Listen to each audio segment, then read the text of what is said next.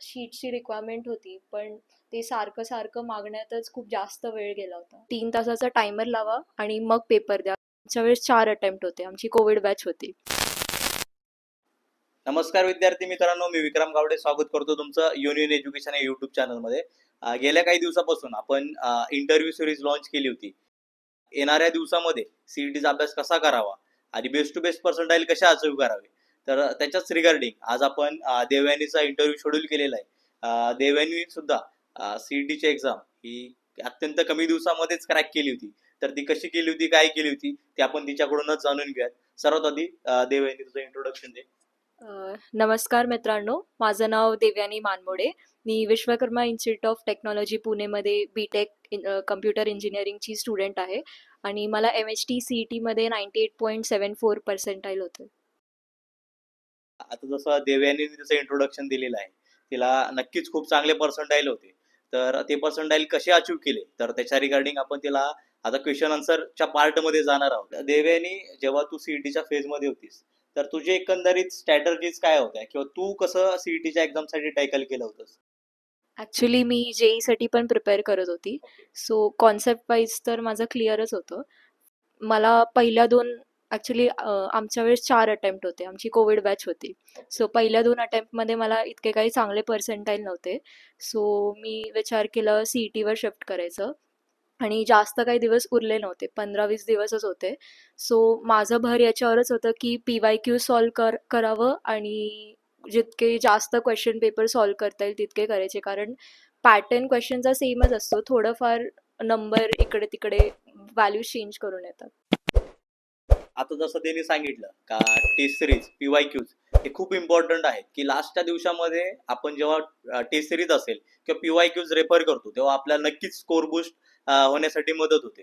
तर त्याच्यासाठीच union education मार्फत आपण काही फ्री टेस्ट सिरीज अवेलेबल केलेल्या आहेत. तुम्ही डिस्क्रिप्शन मध्ये दिलेल्या युनियन एज्युकेशन इंजिनिअरिंग हे ॲप डाउनलोड करू शकता. त्याच्यावरती नक्कीच तुम्हाला फ्री टेस्ट सिरीज ज्या आहेत त्या बघायला मिळणार आहेत. तर आपण पुढच्या क्वेश्चनकडे येऊयात.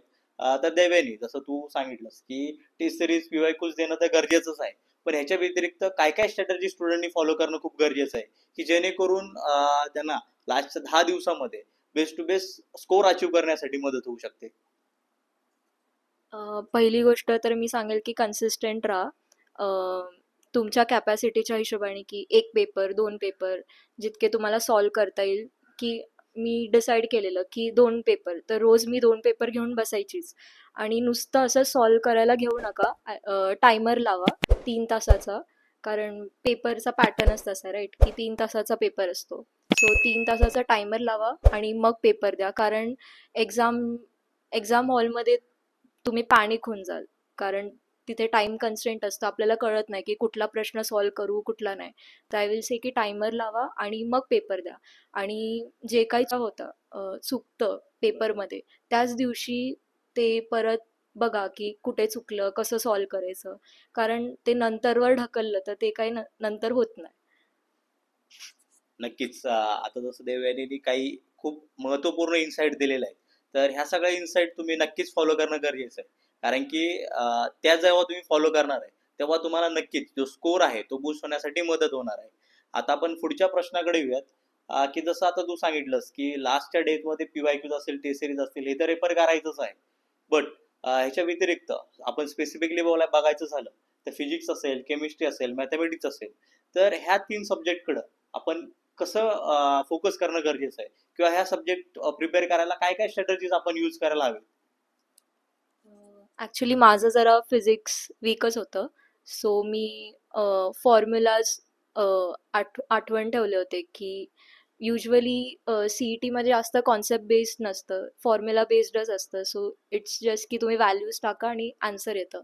आणि केमिस्ट्रीमध्ये पिरियॉडिक टेबल, इनऑर्गॅनिकमध्ये पिरियॉडिक टेबल आणि तुमचे जे काही नोट्स असेल त्याच्याने गो थ्रू करा.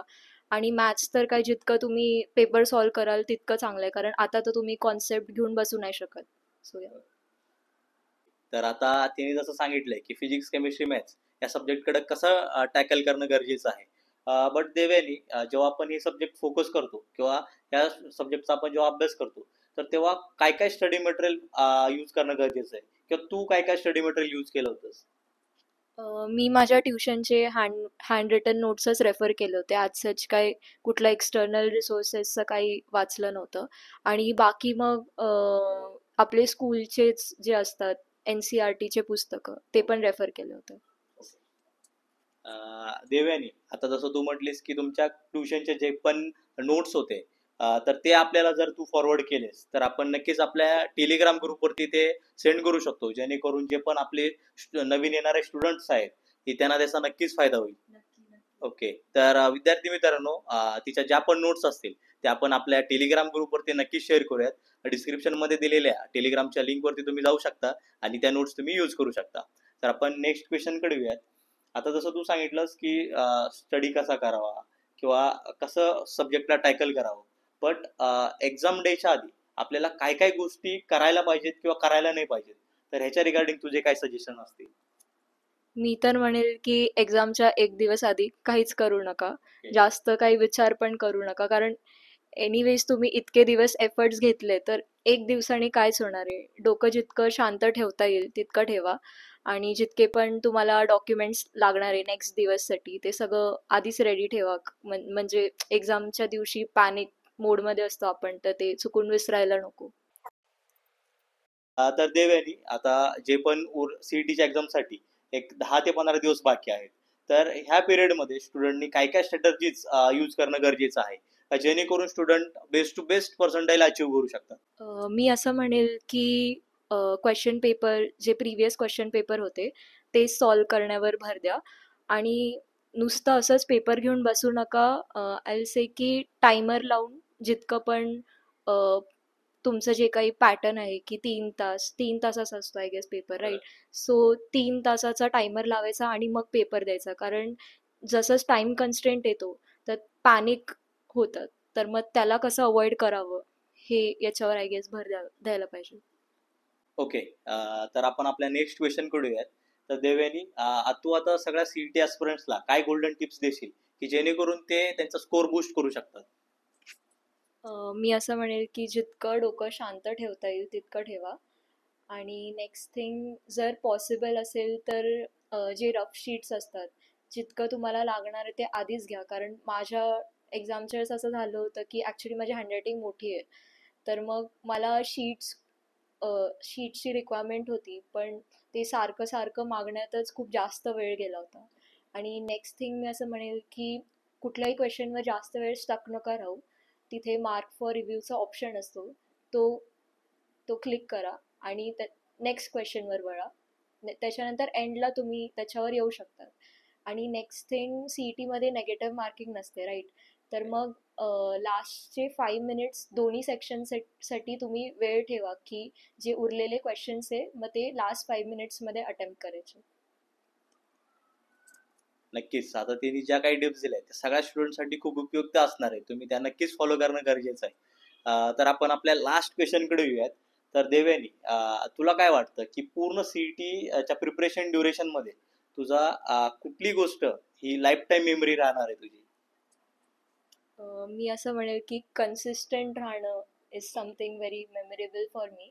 कारण रोज सकाळी त्या सेम टाईमवर उठायचं, बिना फोन किंवा काही पण डिस्ट्रॅक्ट न होऊन डायरेक्ट अभ्यासाला बसायचं. 2 पेपर काही पण करून सॉल्व करायचेच आहे, तर ते ठाणून तेच करायचं. That is something very memorable for me. Okay, तर विद्यार्थी मित्रांनो, देवयानीने खूप इन्साइटफुल इन्फॉर्मेशन ही आपल्याला दिलेली आहे. त्याचा नक्कीच आपल्या प्रिपरेशनमध्ये आपल्याला हेल्प होणार आहे.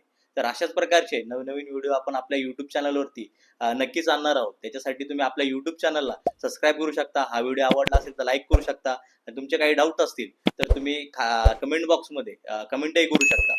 आणि डिस्क्रिप्शनमध्ये दिलेल्या ज्या लिंक आहेत त्याच्यामध्ये आपलं ॲप असेल, टेलिग्राम ग्रुप असेल आणि व्हॉट्सअप ग्रुप असेल तर तुम्ही नक्कीच चेकआउट करू शकता. धन्यवाद मित्रांनो.